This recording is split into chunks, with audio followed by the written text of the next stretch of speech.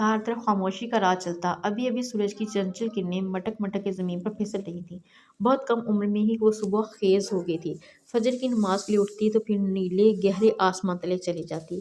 اتنا پرسکون طمانینت کا احساس دلاتا صبح کے وقت صرف ایسا ہوتا جو اپنے دل کی ہر بات اپنے پیارے اللہ سے کرتی۔ جب کبھی زندگی کا گھیرا تنگ ہوتا تب صبح کے اجالے اسے امید دیتے کہ دیکھو ہم بھی تو آئے ہیں، رات کے اتنے گھور اندھیرے کے بعد تمہاری زندگی میں بھی ضرور کسی موڑ پر جگمگ اجالا تمہارا منصر ہوگا۔ یہ احساس ہر احساس پر باری ہوتا اور وہ زندگی کا ہر دکھ ہنس کے برداشت کرتی چلی جاتی۔ اسے احساس ہی نہ ہوا سورج کو نکلے بہت دیر گزر گئی تھی۔ وہ دہک ہوتی دل پہ ہاتھ رکھ کے اندر کی جانب بڑھ گئی۔ آڑا ترچھا لونج میں لٹا وہ جانے سو رہا تھا کہ نہیں، لب کاٹتے وہ تیزی سے آگے بڑھ گئی۔ اگر فرصت مل گئی ہو سوچنے سے تو ناشتہ بنا کے دے دو۔ کھردری آواز پر اس نے یوں ہی رخ پھیرے جی اچھا کہا اور کچن میں چلی گئی۔ ہیلو کھلکھلاتی آواز پر پورے گھر میں گونجی تو بے اختیار سمیہ نے کھڑکی سے باہر لانچ میں دیکھا تھا۔ لمبی ہائٹ کے ساتھ سانولے سنہری رنگت غضب کی ڈریسنگ کیے وہ لڑکی بے مثال حسن نہیں رکھتی تھی، مگر دیکھنے والا اس کا شاہانہ انداز رک کر دیکھنے پر مجبور ضرور کر دیتا تھا۔ گہری سانس بھرتی وہ اپنے کام میں مصروف ہو گئی۔ گڈ مارننگ سویٹ ہارٹ، دیکھا شوق لگا نا مجھے دیکھ کر؟ پتا تھا مجھے کہ تم یوں ہی حیران ہوگے، مگر کافی کا وعدہ کر کے پھر تمہارا کوئی اتا پتہ ہی نہیں چلا۔ میں نے سوچا کیوں نہ اپنے لاسٹ ٹائم والے رویے کی سوری کرنے کے لیے ساتھ ساتھ ناشتہ بھی تمہارے ہاں ہی کرتے ہیں۔ کیوں صحیح کیا نا میں نے، فریش لہجے میں کہتی وہ ارشد کے موڈ کو یکدم خوشگوار کر گئی تھی۔ شور وائی ناٹ، آؤ بیٹھو۔ ارشد سیدھا ہوتا اٹھ کے بیٹھ گیا۔ ارشد تمہارا حلیہ بالکل رف ہو رہا ہے، مگر پھر بھی تمہاری پرسنالٹی بوڑھی ہے، تم واقعی بہت ڈیسنٹ ہو۔ میری فرینڈ صحیح کہتی ہیں کہ میں بہت خوش قسمت ہوں۔ ارشد کے پاس بیٹھ کے اس کا ہاتھ پکڑ کہتی وہ شاید بھول گئی تھی کہ اس وقت اس کے گھر پر لانج میں بیٹھی ہے۔ پلیز اس کا ہاتھ جھٹکے وہ ساتھ والے صوفے پر جا کے بیٹھ گیا۔ جو بھی تھا مگر ماما کی طبیعت ایسی نہیں تھی کہ وہ کسی لڑکی کو لمٹس کراس کرنے دیتا۔ فرینڈ میں صرف سمن وہ واحد لڑکی تھی جو اس کی فیمیل فرینڈ تھی۔ وہ شروع ہی سے لڑکیوں سے خواہ الرجک تھا۔ اس کی بنسبت اسد اور احمد کی بہت سی لڑکیوں سے فرینڈ شپ تھی۔ اوکے اچھا تمہاری ملازمہ کدھر ہے، اسے بولو نا ناشتہ بنائے، خود کو کمپوز کرتے ہوئے تحمل سے بولی تھی، مگر جس طرح سے ارشد نے اس کا ہاتھ جھٹکا تھا وہ منہ پر پڑے تھپڑ سے کم نہیں لگا تھا اسے۔ ملازمت تو ہم نے کبھی ناشتے وغیرہ کے لیے نہیں رکھی، ہاں ہمارے کپڑے وغیرہ دھو جاتی ہے، وہ آئے گی تھوڑی دیر تک، ارشد نے ریموٹ سے چیلنج چینج کرتے کہا۔ تو پھر تم لوگ باہر سے کھانا کھاتے ہو، سمن نے کڑیتا۔ 2 ماہ تک کھاتے رہے، کافی مسئلہ ہوا، تب تمہیں شادی کی آفر بھی کی مگر تم نہیں مانی، تو مما نے اپنی بھانجی کو بلا لیا گاؤں سے۔ جھوٹ سچ کی ملاوٹ سے اس نے پرسکون انداز میں سمن کے وجود کو بم سے اڑانے کی کوشش کی تھی۔ ابھی کہاں ہے وہ؟ آہستہ سے سمن نے پوچھا تھا۔ کچن میں، مجھ سے جواب دیا۔ اینی وے تم بتاؤ اب کیسا چل رہا ہے تمہارا بزنس؟ اوہ سوری تمہارا اسٹور، وہ اپنے تاثرات چھپانے میں کمال تھی۔ یہ ارشد نے مانا تھا۔ الحمدللہ بہت اچھا چل نہیں رہا، دوڑ رہا ہے، وہ لاپرواہی سے بولا۔ ارشد آج بھی میری آفر وہی ہے، میرا مشورہ مانو تو چھوڑ دو اس 3rd کلاس بزنس کو اور جوائن کر لو ہمارا office. Come live this topic again, ہم اس پر بالکل بات نہیں کریں گے۔ آخر کیوں؟ اس طرح تو پاپا کبھی نہیں مانیں گے، وہ مجھے مار دیں گے، مگر اس گھر میں میری شادی کبھی نہیں کرنے دیں گے۔ اس پورے گھر سے بڑا تو میرا روم ہے، اور تو پھر تم کیوں نہیں مان لیتی اپنے پاپا کی بات؟ توہین کے احساس سے ارشد کی رنگت تب اٹھی تھی، کیونکہ میں تمہارے بنا نہیں رہ سکتی، کبھی بھی نہیں، نو نیور۔ سمن کی بات پر لانچ میں ناشتہ ٹرے میں سجایا اندر داخل ہوتے اس کے ہاتھ میں جانے کیوں ٹرے کانپی تھی، جس کو صرف ارشد نے محسوس کیا تھا۔ کیوں کیا تھا اس کی خبر اسے نہیں تھی، اور سمن بالکل ساکت بیٹھی اس موم سی بنی گڑیا کو دیکھ رہی تھی۔ نماز کے سٹائل میں دوپٹہ سر پر اوڑھے، بیبی پنک سادہ سا مگر نہایت قیمتی سوٹ پہنے، وہ کہیں سے بھی ویسی نہیں لگ رہی تھی جیسا ابھی اس نے چند منٹ پہلے اسے اپنے ذہن میں سوچ لیا تھا۔ ٹرے سینٹر ٹیبل پر رکھتی وہ خوش دلی سے سمن کی جانب بڑھی تھی۔ السلام علیکم، کیسی ہیں آپ؟ کوئل کی کوک شاید نہیں، یقیناً بالکل اس کی آواز کی جیسی تھی۔ ایک لڑکی ہو کے، سمن نے بے اختیار سوچا۔ وہ تبھی تو مزاج نہیں ملے مسٹر کے، مائی فوٹ، تنفر سے کہتے ہوئے یکدم اٹھی اور تیزی سے لانچ کراس کرتی وہاں سے چلی گئی۔ ارشد کا دماغ بڑھ بڑھ جیسے جل رہا تھا۔ تو تمہاری ہمت کیسے ہوئی بنا کہے ناشتہ لے کے آنے کی؟ کیوں آئی تھی باہر؟ اپنی شکل کا دیدار اسے کروانا لازمی تھا کیا؟ ہاں بولو، جواب دو، کیا چاہتی ہو تم؟ کیوں میری زندگی کو جہنم بنانے پر تلی ہوئی ہو؟ پہلے کیا تم عذاب کی صورت کم ہو میرے سر پر جو مشکلوں پر مشکلیں کھڑی کیے جا رہی ہو؟ میرے لیے ایک بات کان کھول کے سن لو، اب اگر تم میرے کسی فرینڈ کے سامنے بھی آئیں تو مجھ سے برا کوئی نہیں ہوگا، اپنے اوقات میں رہو، یہ تمہارے لیے بہت بہتر رہے گا۔ اس کے جبڑوں کو زور سے دباتے ہوئے اسے پرے دھکیل کے دب دب کرتا وہ اوپر چلا گیا۔ اذیت و خفت سے وہ سر اٹھانے سے قاصر تھی۔ آنسو بن بادل برسات کی طرح بہتے چلے گئے۔ پلیز بابی، I am really sorry, very sorry, بھائی کو آپ کو ایسے ڈانٹنا نہیں چاہیے تھا۔ آپ روئے نہیں پلیز۔ احمد کو بہت دکھ ہو رہا تھا اسے ایسے روتے دیکھ کے۔ اسد ہوتا تو سنبھال لیتا، مگر وہ کام کے سلسلے میں شہر سے باہر تھا۔ اس نے احمد کی بات پر تیزی سے آنسو صاف کیے۔ نہیں، میں نہیں رو رہی تھی۔ آپ فریش ہو کے آئیں اور پھر ناشتہ کرتے ہیں۔ میں ذرا مما کو دیکھ لوں۔ اس کی طرف دیکھے بنا کہتی وہ سامنے بنے کمرے کی طرف بڑھ گئی۔ احمد نے رشک سے اس کے صبر کو دیکھا تھا۔ زندگی اپنی تمام تر بیزاریوں کے ساتھ گھسیٹتے گزر رہی تھی۔ 20 دن گزر گئے تھے اس کے دن کے بعد وہ ارشد کے سامنے بالکل بھی نہیں گئی تھی، مگر جب ستارے گردش میں ہوں تب اچھا بھی برا ہونے پر تل جاتا ہے۔ سب کا ناشتہ ریڈی کر کے ٹیبل پر رکھ کے، تینوں کے دروازے نوک کر کے انہیں ناشتے کا بتا کے وہ خود حسب معمول ماما کے کمرے میں چلی گئی۔ تقریباً 2 گھنٹے گزرے ہوں گے جب وہ اوپر سے ارشد کا روم صاف کر کے کچن میں آئی تھی کہ اسے احساس ہوا کوئی کچن کے دروازے پر کھڑا ہے۔ مڑ کے دیکھا تو وہ خونخوار نظروں سے قتل کرنے کے در پہ نظر آیا۔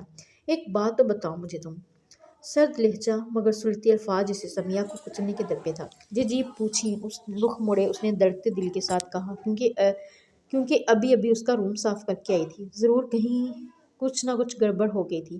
تم کون سی زبان میں سمجھتی ہو، کن الفاظ کو استعمال میں لاؤں جو تمہیں سمجھا سکتے ہیں کہ کیا ہوا ہے؟ جب سے آئی ہو 1000 بار تو کم از کم کہہ ہی چکا ہوں کہ میری فائلز کو نہ چھیڑا کرو، مگر تم ہو کہ کسی صورت سمجھتی نہیں۔ کدھر رکھی ہے ریڈ کور والی فائل؟ ابھی اگر وہ نہ ملی تو ایک بہت بڑا پروجیکٹ ہاتھ سے نکل جائے گا۔ کمرہ پورا چھان مارا ہے میں نے، مگر وہ کہیں نہیں ہے۔ ضرور تم نے ہی رکھی ہے، جلدی بتاؤ۔ ہاں، وہاں سب ویٹ کر رہے ہیں میرا۔ وہ اپنی کہہ رہا تھا، مگر سمیہ کیسے بتاتی؟ اس نے ایک دن کی ڈانٹ کے بعد بھول کے بھی اس کی کسی فائل کو نہیں چھیڑا تھا۔ مم میں نے نہیں دیکھی، میرا یقین کریں، کسی فائل کو ہاتھ نہیں لگایا میں نے۔ ہکلا کے بولتی وہ صحیح معنوں میں بازو سے پکڑ کے اپنی جبرم گھورتا اسے وہ آپے سے باہر ہو گیا۔ چٹاخ، میں اچھی طرح سے جانتا ہوں تم نے صرف مجھے پریشان کرنے کی وجہ سے وہ غائب کی ہے، مگر جب مجھے پروف مل جائے گا کہ تم نے کہیں رکھی ہے تو وہ لمحہ میری زندگی میں تمہارا آخری لمحہ ہوگا۔ وہ زہر اگلتے الفاظ پر پھینک کے وہ اسے آج ایک بار پھر بنا کسی وجہ کے ڈانٹ کے گیا تھا۔ پہلی بار دل سے اذیت کی آخری حدوں کو چھوتی رو دی۔ وہ جیسے غصے سے باہر نکلا تبھی اسد نے کال کر کے سوری کرتے بتایا کہ فائل اس کے پاس تھی۔ پہلی بار اسے احساس دلایا کہ اس نے بہت غلط کیا ہے، جانے کیوں، مگر اس کا جی چاہا اپنا وہ ہاتھ کاٹ دے جو اس نے ان سرخ اناری گالوں پر اٹھایا تھا۔ صبح اپنی تمام تر تازگی کے ساتھ طلوع ہوئی۔ ناشتہ کر کے وہ اب جانے کے لیے بالکل ریڈی تھا۔ اسد، احمد اور تم جانتے ہو کہ میرا جانا بہت ضروری ہے۔ اگر ابھی میں دبئی نہیں جاؤں گا تو ہم کبھی مارکیٹ میں اپنے بزنس کی ساکھ کو مضبوط نہیں کر سکیں گے۔ جو باتیں 4 دن پہلے امجد صاحب نے کی وہ سب تم دونوں کے سامنے ہیں کہ ہمیں اگر یہ کنٹریکٹ مل جاتا ہے تو یہ کامیابی کی طرف ہمارا پہلا بڑا قدم ہوگا۔ کسی نے مجھے یہ کہا ہے کہ میں اپنے اسٹور کو صرف اسٹور ہی کہوں، بزنس نہ کہوں۔ صرف اس بات نے مجھے مجبور کیا کہ نئی فیکٹری کی بنیاد رکھوں۔ یہ میرے لیے بہت بڑا چیلنج ہے۔ دعا کرو مجھے زندگی مایوس نہ کرے۔ ماشاءاللہ سے اسد، تم اب سمجھدار ہو۔ یاد رکھو میں تم دونوں کی خاطر زندگی جی رہا ہوں، جس طرح بابا کی زندگی میں ہم ساتھ تھے تا حیات ساتھ رہیں گے۔ سر دھڑ کی بازی لگا کے اپنی ماما کو پھر سے ان کو اپنے پاؤں پر کھڑا ہونے پر مجبور کر دیں گے۔ ماما کا بہت خیال رکھنا، صبح ٹائم سے جانا آفس۔ اوکے، اللہ حافظ۔ لان کی کھڑکی سے نظر آتے اس آنچل میں چھپے وجود کو جانے کیوں دل نے دیکھنے کی چاہ کی، مگر انا کی بات مانتا وہ سر جھٹکتا۔ وہ 1 ماہ ہو گیا شاید۔ رہنے دو، تم کچھ نہ ہی بولو، دبئی ہی گیا ہے، 1 دن بھی نہیں لگے وہاں پہنچنے میں۔ مگر تم ایک بات یاد رکھنا، پہلے شاید میں اتنی پوزیسو نہیں تھی اس کے معاملے میں، مگر اب اسے حاصل کرنا میری ضد ہے۔ دنیا اوپر کی نیچے ہو جائے مگر تمہیں اس کا ہرگز نہیں ہونے دوں گی۔ کرختی نفرت سے کہتی وہ چلی گئی تو سمیہ نم پلکوں سے سر جھٹکے رہ گئی۔ کون جانے کسی کے دامن میں کیا لے کے آنے والا ہے۔ لینڈ لائن کی مسلسل بجتی ٹیون نے اسے چونکایا تھا، 1 بار 2 بار، اور پھر بالآخر اسے ریسیو کرنا ہی پڑا۔ اس وقت اسد احمد بھی نہیں تھے جو دیکھتے جانے کون ہے بنا بولے ریسیور کان سے لگائے اس کا دل پسلیاں توڑتا دڑ دڑ کر رہا تھا۔ ہیلو، کون ہے، بولیں بھی۔ جس کا ڈر تھا وہی ہوتا دیکھ کے سمیہ کے پسینے چھوٹ گئے۔ اس آواز کو سننا تھا کہ خوف الگ ہوا تھا اور دل کی حالت سمجھ سے باہر۔ جی میں ہوں سمیہ، السلام علیکم۔ وہ گھر میں وہ مما اکیلی ہوں تو، اور کیسی ہو تم؟ جانے کس دھن میں وہ پوچھ بیٹھا۔ جی اسے سمجھ نہ آئی کیا کہے۔ مما کیسی ہیں؟ گمبھیر آواز، اسے لگا وہ اس کے سامنے کھڑا گھور رہا ہے۔ جی وہ اب بالکل ٹھیک ہیں، انہیں ناشتہ بھی کروایا ہے، ان کے کپڑے روز چینج کرتی ہوں۔ جی جیسا شیڈول آپ نے بتایا تھا پہلے دن اس کے مطابق اسد بھائی اور احمد بھائی کو ہر چیز ٹائم پر ملتی ہے، اور اب آپ کی مما بہت بہتر ہیں پہلے سے۔ آپ اسد بھائی سے پوچھ لیں، بے شک۔ ایک ہی سانس میں سب جج کے بتاتی وہ جانے کیوں ارشد کو شرمندگی کی اتھاہ گہرائی میں دھکیلتے اداس کر گئی اوکے ٹیک کیئر، اللہ حافظ۔ یک بار کی کال کٹ گئی اور سمیہ کو لگا ارد گرد صرف اداسیاں رقص کرنے لگی ہوں۔ وہ اسد، مجھے آپ سے کچھ کہنا ہے۔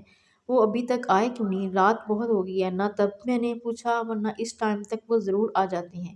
دن گزرا، شام ہوئی ہے، پھر رات، مگر 12 بجے بھی جب ارشد کا کچھ پتہ نہ چلا تب مجبوراً اسے اسد کو جگانا پڑا۔ ارے بھابی، میرا تو سانس ہی اٹک گیا تھا۔ بھیا تو صبح دبئی کے لیے نکل گئے تھے، آپ کو نہیں بتایا انہوں نے؟ اسد نے حیرانی سے سوچا تو وہ گڑبڑا سی گئی۔